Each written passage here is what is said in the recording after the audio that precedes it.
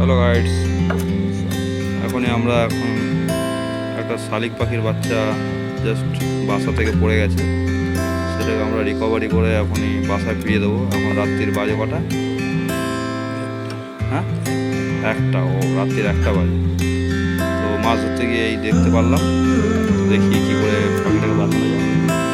পাখিটার বাসা হচ্ছে ওই ফাঁকায়, দেখতে পাচ্ছেন। তো আমরা এটা এখন রেস্কিউ করবো, লাইভ দেখতে পারবেন, সাথে থাকুন।